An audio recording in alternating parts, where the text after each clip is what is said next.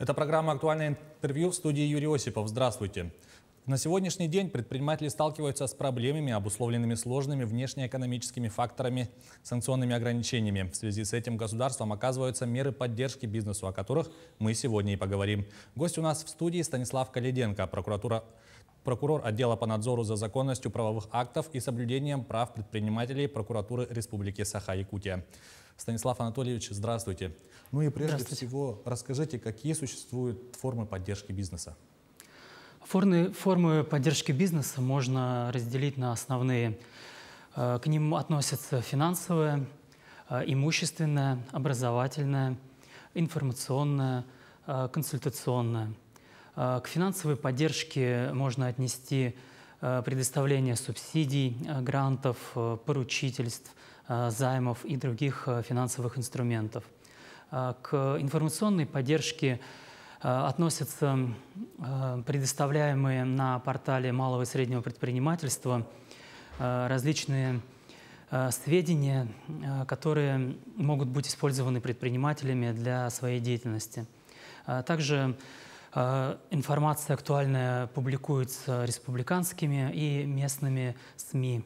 Можно ее найти в социальных сетях Центра «Мой бизнес». Это телеграм-канал Центра «Мой бизнес Якутии», сообщество «Мой бизнес Якутск» в Одноклассниках и ВКонтакте.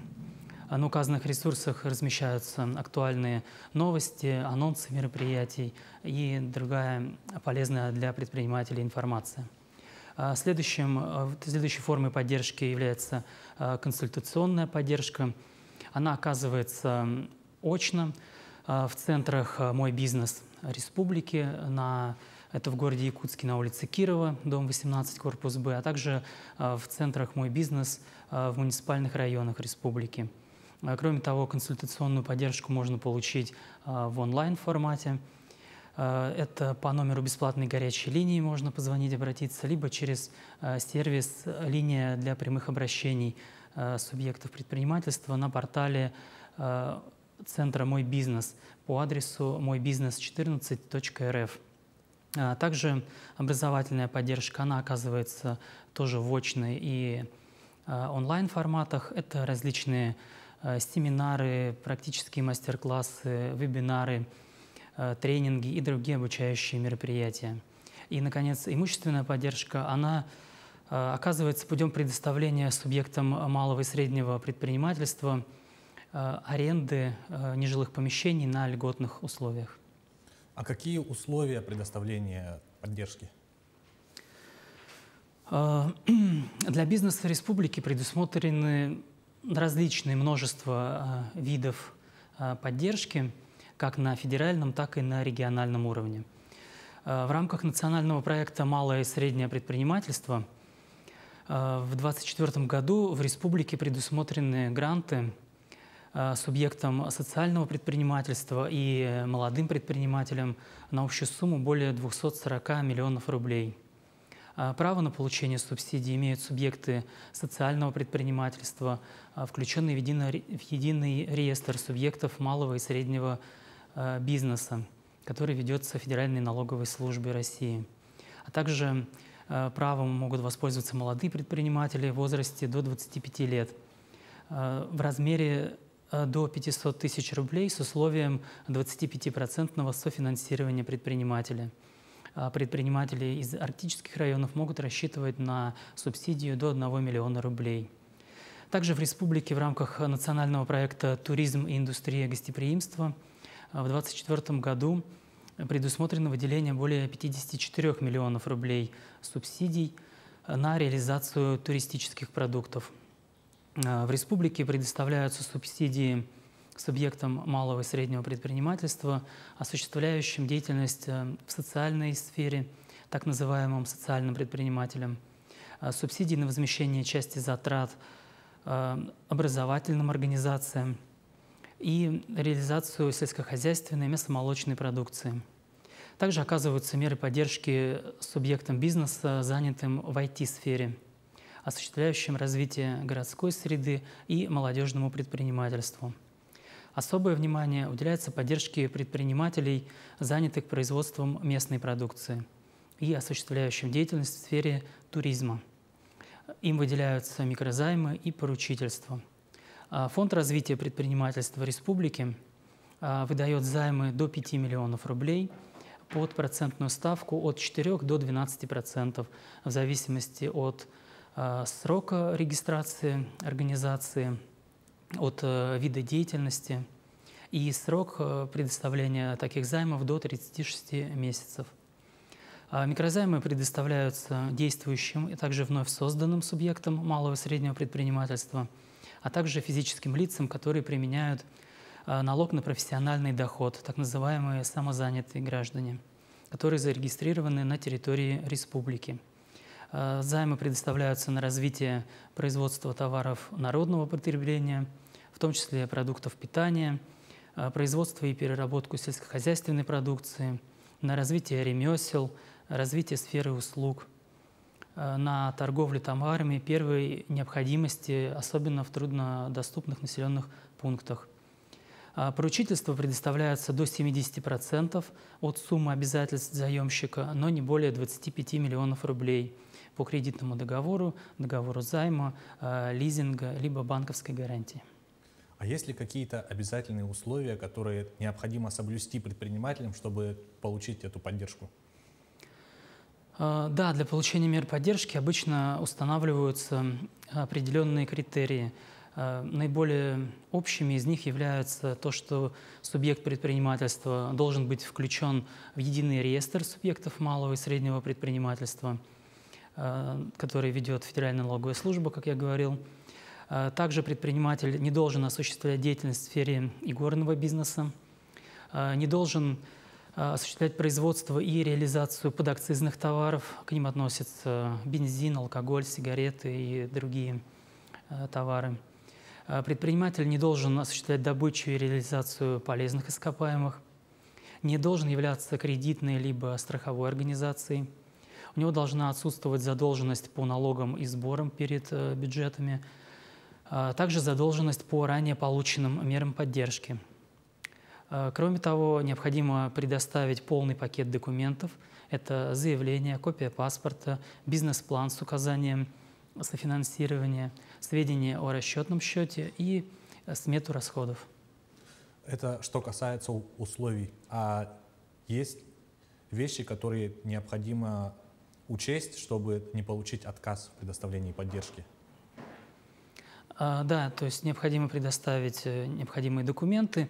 И, как показывает практика, основными причинами отказов в предоставлении мер поддержки является как раз-таки неполнота предоставленного пакета документов, в том числе не предоставляется бизнес-план, отсутствуют сведения о софинансировании и подтверждающие документы. Также имеется задолженность по налогам, сборам, либо заявку подает предприниматель, который реализует подакцизные товары.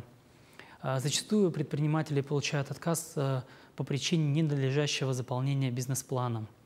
В связи с этим перед подачей заявления об участии в конкурсе необходимо тщательно изучить порядок предоставления мер поддержки. Такие порядки, они размещаются на официальных сайтах Министерства предпринимательства, торговли и туризма Республики, Центра «Мой бизнес», Фонда развития предпринимательства в части выдачи микрозаймов и поручительств, Министерства сельского хозяйства в части предоставления грантов на развитие сельского хозяйства. В некоторых случаях обязательным критерием получения поддержки является наличие земельного участка и соответствие вида разрешенного использования данного земельного участка. Особенно это актуально для получения субсидий в сфере туризма. Необходимо помнить поэтому, что в случае, если вид разрешенного использования земельного участка необходимо изменить, то недостаточно подать одно заявление в орган местного самоуправления. Необходимо еще и дождаться государственной регистрации в едином государственном реестре недвижимости. И расскажите, выявляются ли органами прокуратуры республики нарушения законодательства при оказании предпринимателям поддержки и какие меры применяются в связи с этим? Да, к сожалению, органами государственной власти и местного управления продолжают допускаться нарушения, затрагивающие права представителей бизнеса, в том числе при реализации полномочий по предоставлению мер поддержки. Например, по замечаниям прокуратуры республики, из порядка предоставления грантов в форме субсидии «Агростартап» исключено проведение очного собеседования с членами конкурсной комиссии. Кроме того, определены критерии выставления баллов по измеримым параметрам, позволяющие осуществлять перепроверку их выставления. Также прокуратурой республики установлено, что порядок предоставления грантов субъектам малого и среднего предпринимательства, включенным в реестр социальных предпринимателей, а также предпринимателям в возрасте до 25 лет, противоречил бюджетному законодательству и позволял устанавливать произвольное оценивание заявок претендентов. По протесту прокуратуры вышеуказанный нормативный и правовой акт приведен в соответствие с требованиями федерального законодательства. Кроме того, в органах власти республики были проведены проверки на предмет соблюдения требований законодательства об обеспечении доступа к информации о деятельности госорганов. Нарушения выявлены по сайтам 29 министерств и ведомств республики, и по представлению прокуратуры проведена работа по актуализации размещенной информации на сайтах указанных госорганов. А можете привести примеры из практики восстановления прав предпринимателей на получение мер поддержки после вмешательства прокуратуры? Да, прокуратуре республики проводилась проверка в Министерстве сельского хозяйства в части предоставления грантов по проекту «Агростартап». Конкурсной комиссии при расчете общего количества баллов на участие в конкурсном отборе незаконно были занижены оценки двум участникам. По указанному факту прокуратурой республики министру сельского хозяйства было внесено представление. По результатам его рассмотрения указанным предпринимателям была предоставлена субсидия на сумму более 9 миллионов рублей, и виновное должностное лицо было привлечено к дисциплинарной ответственности. Также прокуратурой республики проводилась проверка в Министерстве образования республики. Было установлено, что индивидуальный предприниматель, оказывающий образовательные услуги, обратился в министерство за предоставлением субсидий в целях компенсации доходов, недополученных ввиду освобождения отдельных категорий граждан от оплаты за детский сад.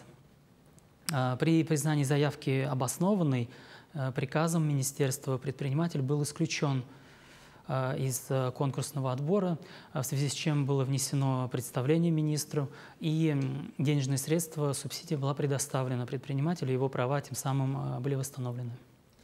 Что ж, Станислав Анатольевич, спасибо вам, что нашли время и ответили на наши вопросы. Спасибо вам. Это была программа «Актуальное интервью». Увидимся в эфире.